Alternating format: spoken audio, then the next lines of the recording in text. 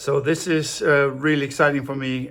Today I am going to enter a retreat for 3 days where we'll be doing silent meditation and learning how to meditate, staying in a monastery here in Samui. I have to say, I'm a bit apprehensive, as you can imagine. It is quite austere, I think, the experience that I'm gonna go through. You wake up at 4:30 in the morning, you start reading some text, then you meditate. You have breakfast at 7:30, then you meditate again, you do walking meditation, sitting meditation, chanting, and then lunch at about 11:30, I believe, after which you don't eat again until 7:30 the next morning. So this is going to be quite something. Sleeping conditions are, basic to say the least. You sleep on a plank with a wooden pillow. And, but that having been said, there's just something in me that's telling me to go and do this while I'm here in Thailand. So I can't wait to go through it. I believe there are no cameras. I might be able to go back after the 3 days and take a few pictures or video underneath, so I'll do it. But otherwise, I'm going to report back on my visit to Dipabhavan or Dipabhavan, or I'm not exactly sure how to say it either. That will all be sorted on the tail end of this, but hopefully check back and I'll let you know how it goes. And here we are, right across the street now from the meditation center. Here's the temple that manages the whole retreat, and I'm just so excited. I'm so apprehensive, but I can't wait. So I'll see you on the flip side. It's going to be quite the experience, I think. So here we are at the end of a 3-day retreat. It was amazing, but with challenges. If you watch the whole video, I'll give you the pluses and the minuses at the end. I think overall it was just a fantastic experience, and I'm so glad I did it.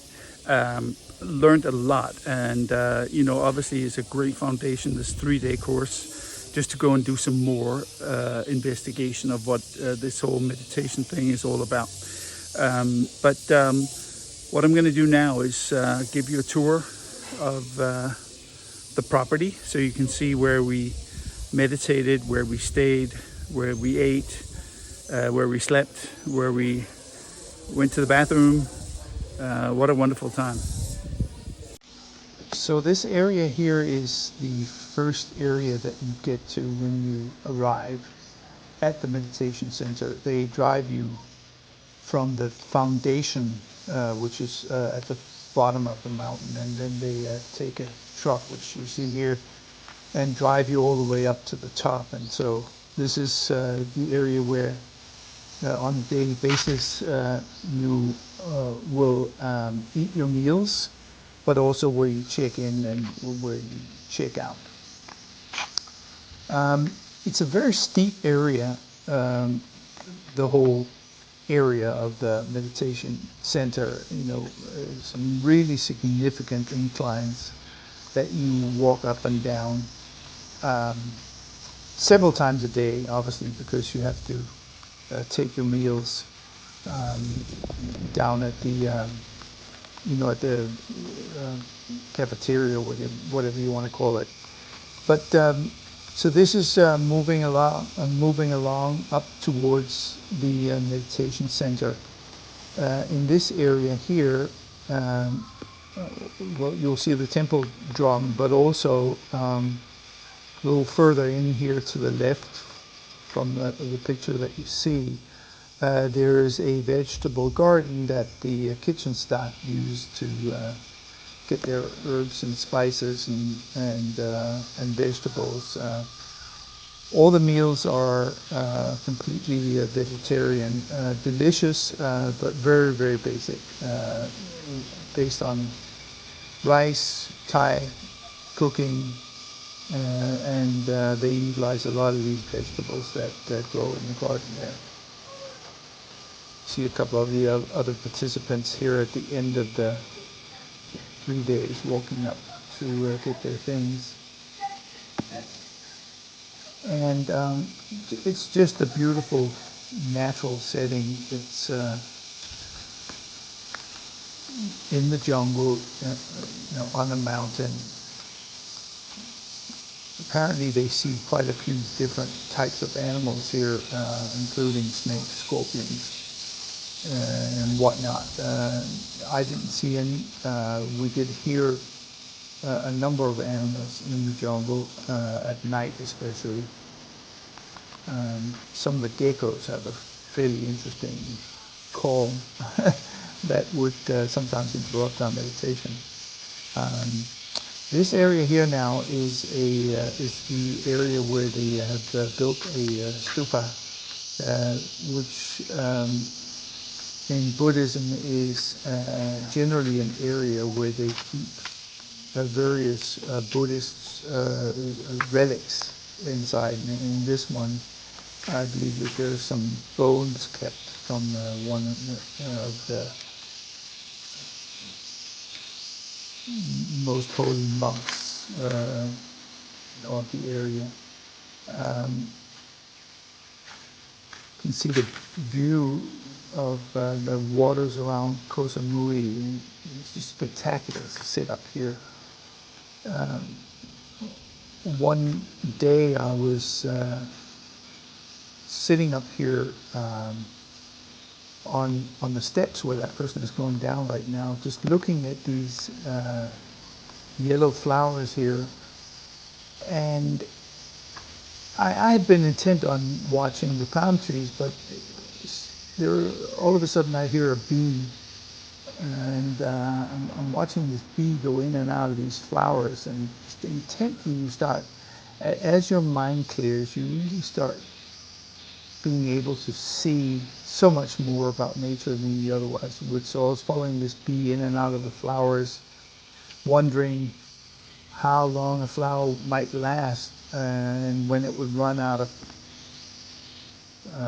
sap, after which one of these flowers dropped onto the ground, and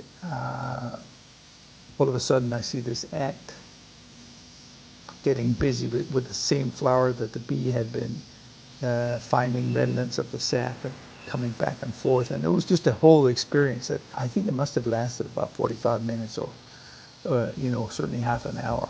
I was mesmerized and in complete concentration. It's one of the things that meditation does for me. Right, we're heading back out to the sort of the main road, and then I'm going to take a right up, further up the hill, and you can see how steep it is. And certainly the people who live here are all in very good shape, and they get a lot of good exercise. Okay, we're almost up at the top of the hill, and over here you can see the beginnings of the meditation center. Over here is the actual monastery on the right side here. Monastery is up a little bit further, and here's the statue of the Buddha. And this whole little garden area here is a great place to sit and meditate. You see, they have the steps indicated here. It's a great place to go and do walking meditation.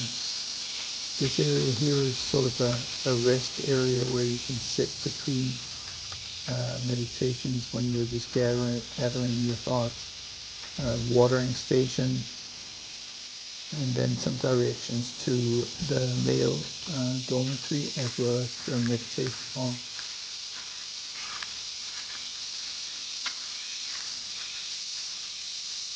First of all, I'm going to take you down to the male dormitory so you can see the living conditions. And I will say it is quite austere, and going through it, quite frankly, was for a Westerner who was used to a certain lifestyle and so on, it was quite tough. But I will also say that the toughness of these living conditions, there's a purpose for it.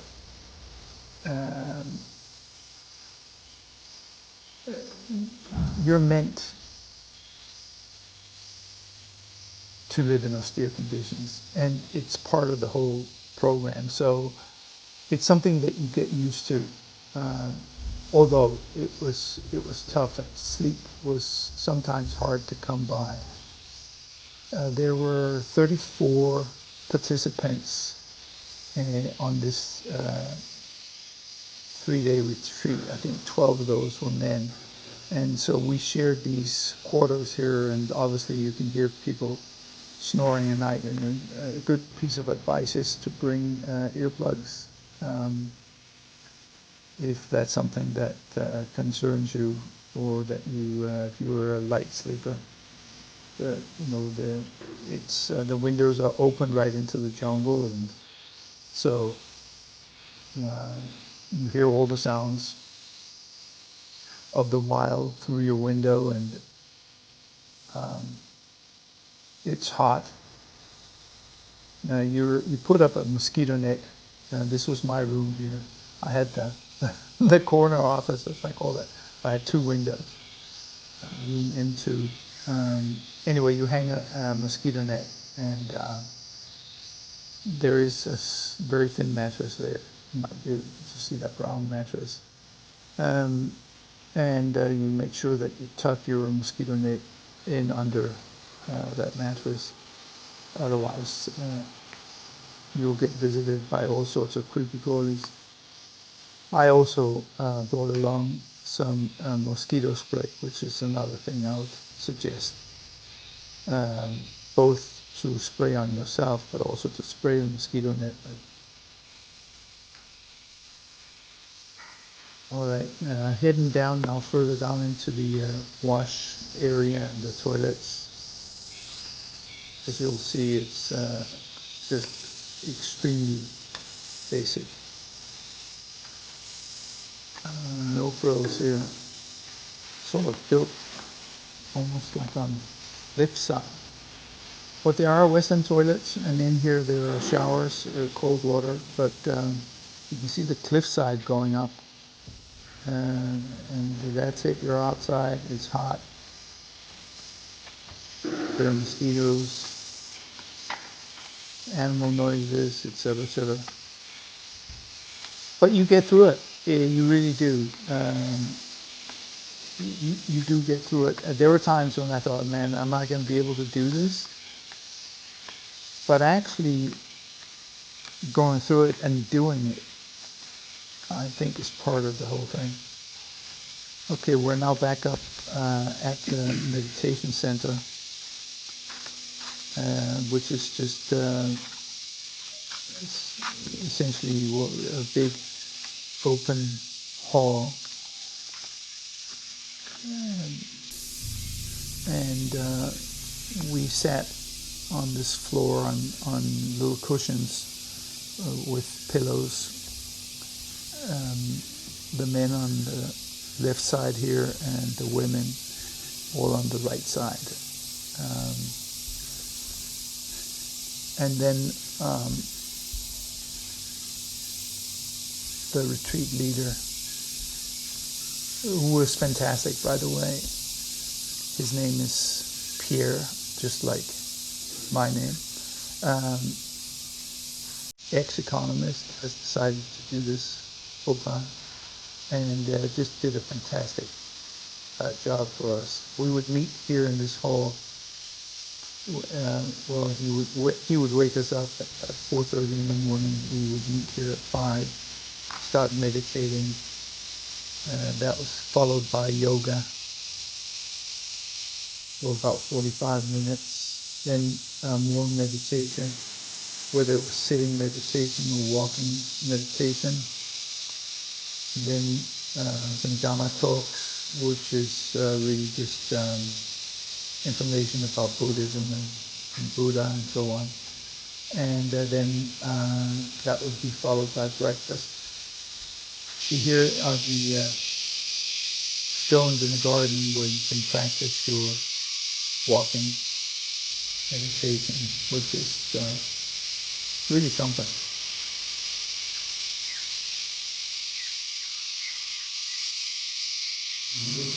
It's really a fantastic engagement. Here we are now in the eating area. People getting ready to leave. They're giving us a last meal, but every meal would be like this. You pick a bowl and a spoon, and then they would have food available on screen hoods to keep the mosquitoes away. Um, and you would just go in a line. The men would sit in the back, the women would sit towards the front of the hall. We would wash our dishes. And we had a very good system for that. The cups would be washed over there.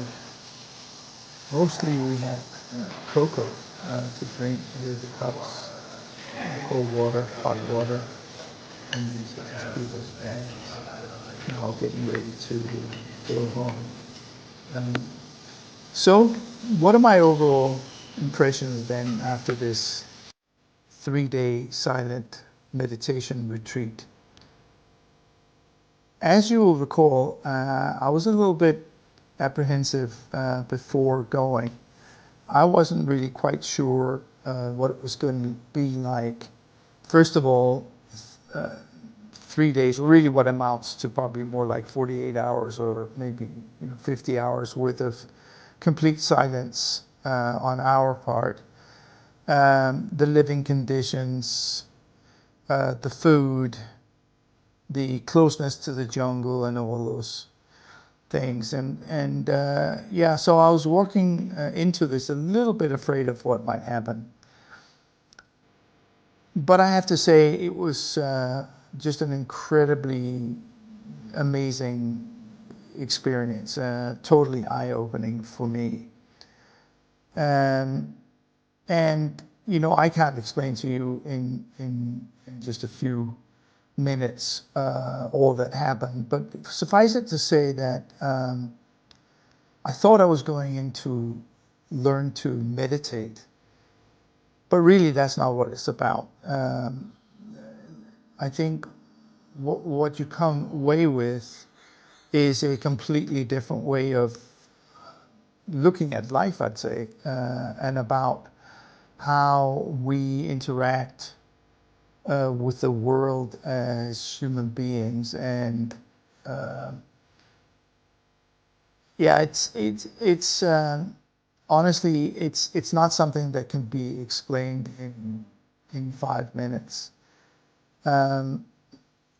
We started on day one in the afternoon, and we talked about how do you actually sit when you meditate? What are the various positions you can sit at or sit in? And the retreat leader, Pierre, was very flexible. He understood that some of the participants, like me, I think I was the oldest one there, but some people have back problems. Some people are not used to sitting in full lotus position. So he was very flexible as to how we would sit, as long as we were comfortable, as long as we were able to receive the information and get into a meditative state. The focus here is on breathing primarily as the tool for concentration. You can concentrate on many different things, but here, following the Vipassana tradition, the focus is on breathing. And how you follow your breath as you breathe in, as your breath goes into your stomach, your lungs, and the exhalation. But the breathing and the focus on the breathing is really just as a means to get control of your thoughts, because the reality of life is that our thoughts are continuous, and we're being bombarded by these thoughts on a continuous basis. And we can decide whether or not we want to get onto that thought train or not. And so we learned through the meditation to try and observe the thoughts as they come to us, uh, and by observing them, they sort of disintegrate pretty much like bubbles, and we can then start getting back to breathing and to emptying our minds. And so that was what we started learning on day one. On day two, it was pretty much, I think, 17 hours of versions of either meditation, yoga, mindfulness, walking meditation. There was some time for yourself. There was obviously breakfast and lunch. But even during the time that you had on your own, you find yourself getting back to meditating. And I must say it was tough. It was very, very tough. And there were times on that day too when I was just ready to have this, come to an end, because I wasn't quite sure if I could continue to do it effectively. I found myself getting tired, having to stand up, having to take a seat in a chair, just to try and keep with the program. And the reality of it was that I was finding that I was sort of questioning the benefit of it, because I just realized how many thoughts I would have, and how my mind would continuously wander. And then I would have moments of clarity, I felt. Um, and But I was glad to go to bed on day two after those 17 hours, and and sleep, and I was looking forward to leaving. Um, and then came day three, and that was really an eye opener, because for some reason it all just seemed to come together for me on that day three. And so anyone who has this inkling to leave, I would say stay. Um, and it was the first meditation in the morning where it sort of just came together. There were the sounds of the jungle, there was the darkness, there was just this, all of a sudden the lines between me and what was outside of me became blurry. We talk about the skin almost being the border between us and the world, but really it sort of ceased to be a border for someone, in some way. And all that was there was consciousness. And having concentrated on breathing so much, all of a sudden, I didn't really know if I was breathing or not. And it certainly felt like something that I was not in control of. It was just something that was organically happening, just as the sound of the cicadas in the jungle, or birds chirping, or the wind blowing, or whether it was hot or cold.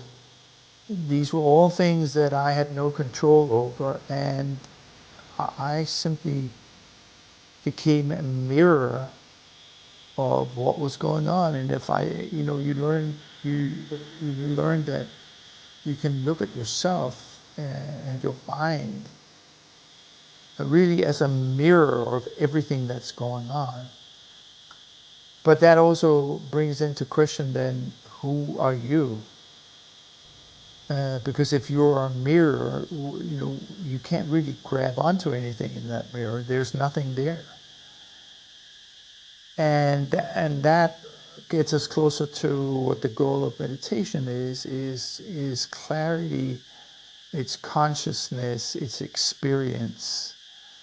And now I know I'm saying all these things that sound like complete, you know, craziness for somebody who hasn't gone through it, but I can only recommend that you do something like this because it was clarifying to an extent that I really hadn't expected. And would I do it again? And the answer is an emphatic yes. In fact, I would try and convince other people to do it because it was mind altering. And so, thank you to our leader for the retreat, Pierre, who did a great job, and for the center who allowed us to spend time there without any expectation of any financial reward to them. Of course, we were asked to donate at the end of it, which we all did, and happily so. But in the Buddhist way of doing things, there is no price you have to pay to be there, except you have to keep an open mind and just take it all in, come with no expectation, and let happen what must happen. And in my case, I feel I've really gained some clarity, and I want to pursue this much more. So thank you for watching the video, and please give a like and subscribe if you liked it. Raise questions if there's anything I can answer. I'd be more than happy to try, or maybe I can point you in the right direction. Thanks for watching.